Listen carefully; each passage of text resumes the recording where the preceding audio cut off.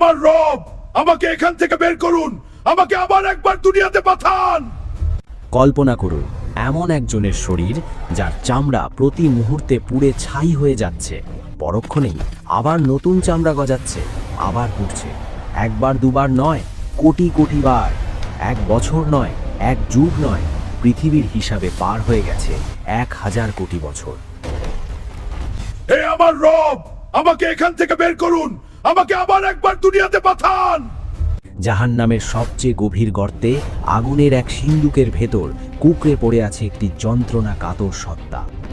তার চেহারা বিকৃত, চোখগুলো গলে বেরিয়ে আসছে, সারা শরীরে আগুনের পোকাগুলো কিলবিল করছে।